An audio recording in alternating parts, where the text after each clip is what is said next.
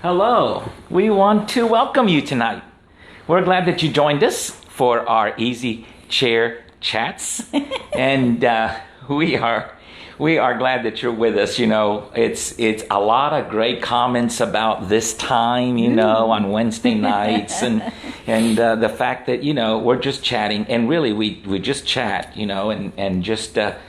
You're kind of like, I had someone say to me, I'm not even going to say who it is, but they said, we just kind of invade your family room on Wednesday night. I don't know about invading, but anyway, we're glad that you've been invited and you've come. Right. So you're not invading. Rice pudding comes after this. Yeah. That's right. But you don't get any. Sorry.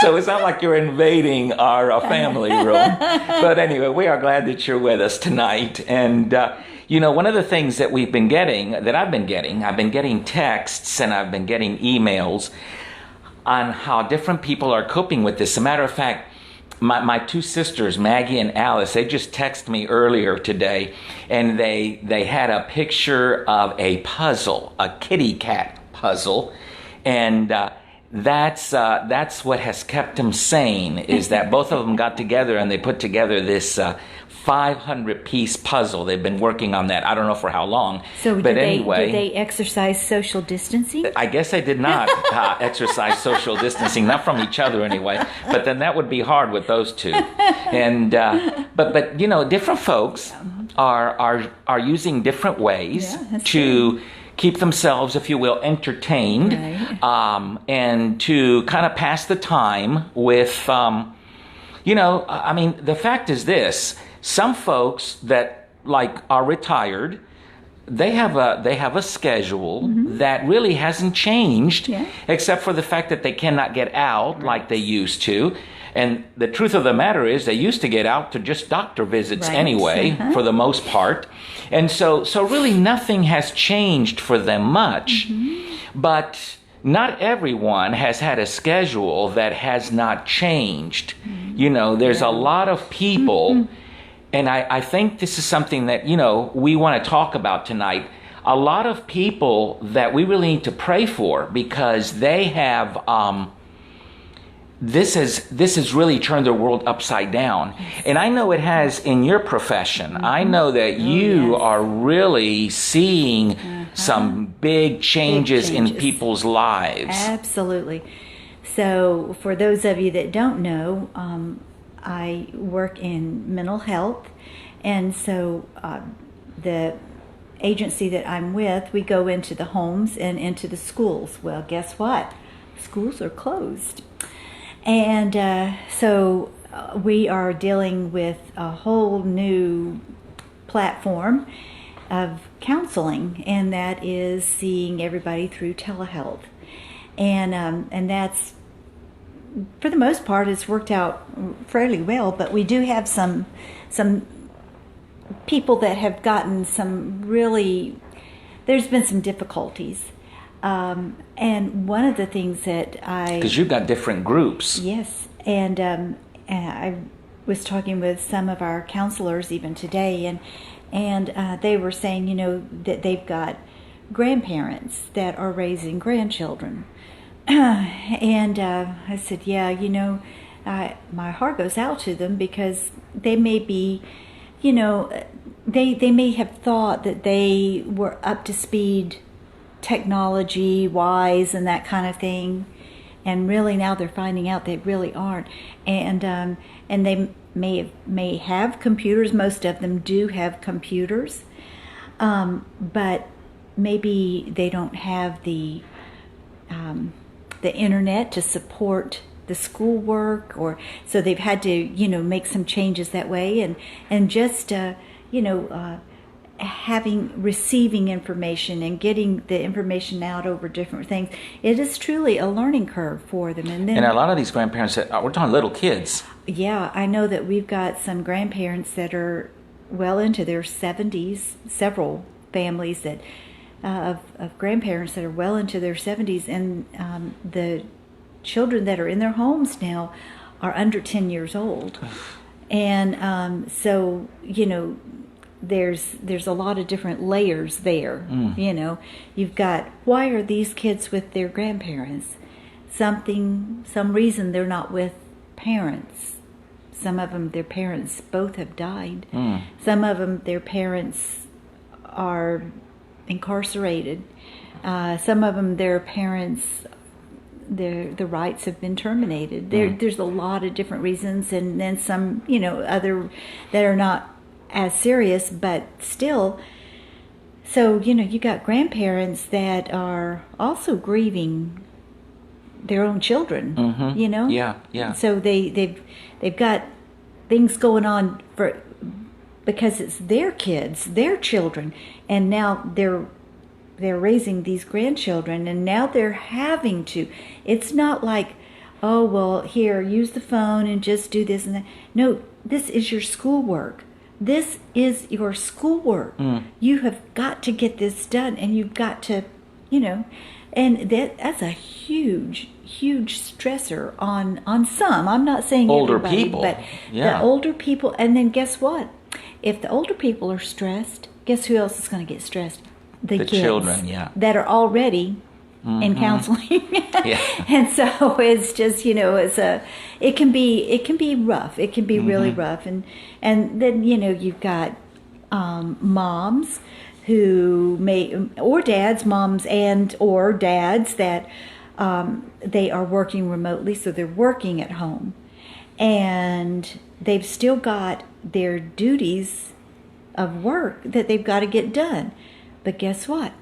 They've got kids at home. So now they're the teachers. And so in some cases, the kids can work independently, no problem. But then there are other cases where the children need either some prompting, or they need the help from somebody. Or they maybe just need mom or dad just to stay on them, you know, just so that they don't get distracted. You know, so it's like bringing your kids to work. Yeah. You got to take care of them and your work.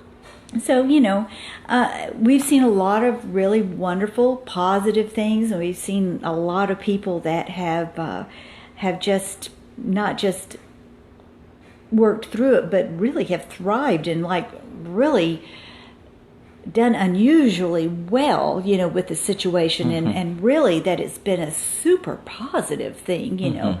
I know that even some of the ladies in my Sunday school class, one of them was saying that for her children, they've actually gotten more schoolwork done. They've been less distracted at home, and they've been able to get a lot done, and they're really being very productive.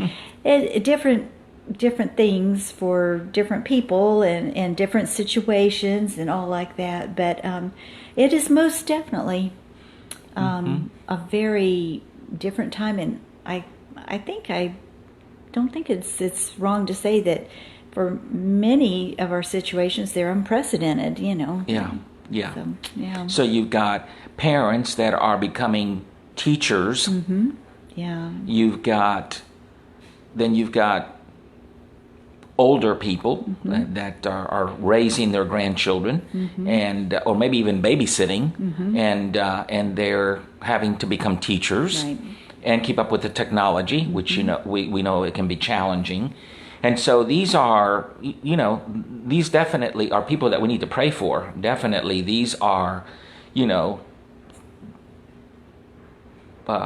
situations that are difficult for people. Sure. And then we've got people that, of course, have been unemployed. And so, yes, they can take care of their kids and so on, but there's no money coming in. Right. And so hopefully there'll be some relief here, but I mean, still they're thinking, you know, am I going to get my job back? What's my future going to be? And that's stressful too. And of course, you know, that runs through the family. It's not just the person. Then you know, the kids always, even if you don't tell them, they're going to feel it. You know, they can feel the stress. They can feel the what's going on in their parents' lives and in the home.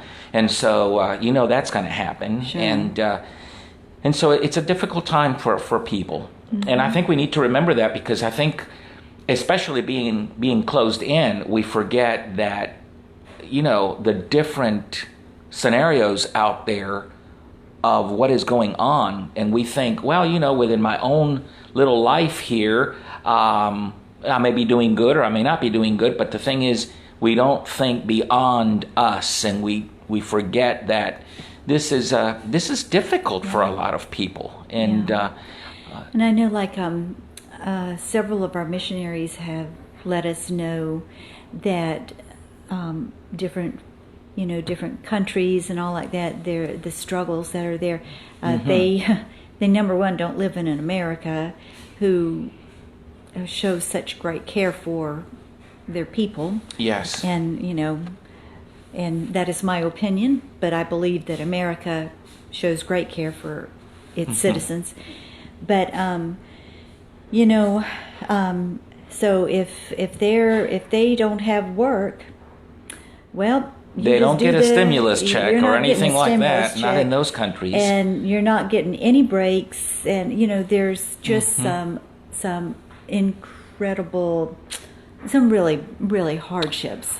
Right. And this is something that we need to keep in mind, especially third world countries.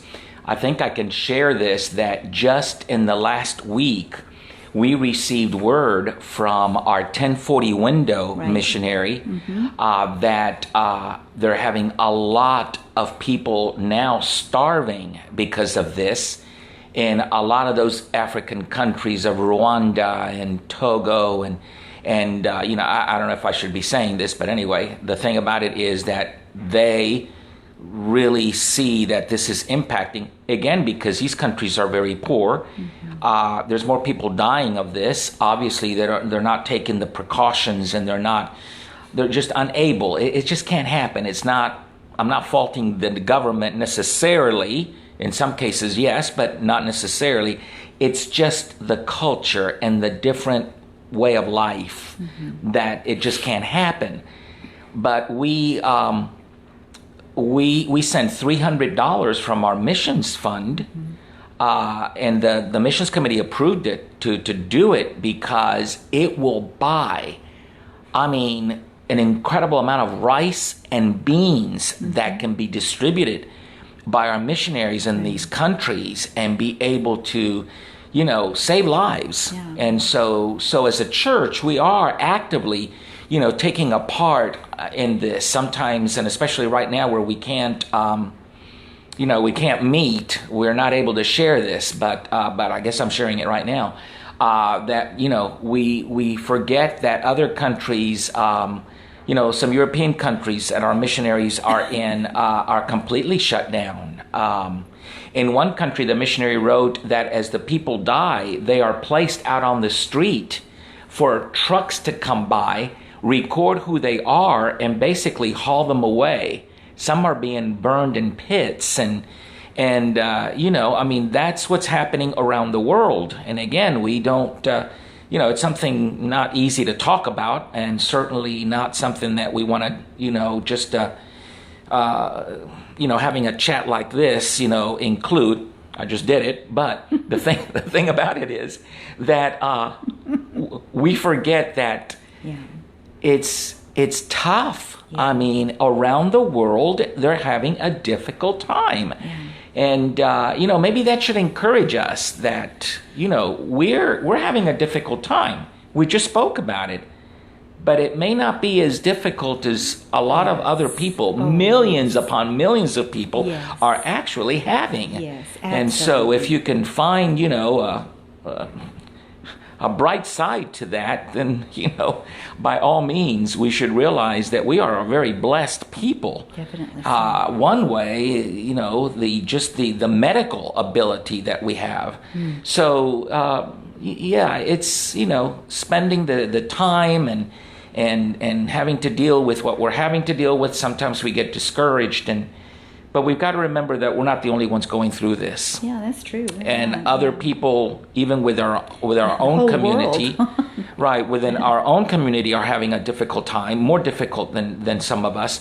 And then around the world, they're really having a difficult time. And so it's one of those things where we really need to remember to pray about all of this. And I want to finish the chat with this, because I I mentioned this recently. I don't know if I mentioned it. I think I just mentioned it in a staff meeting here recently.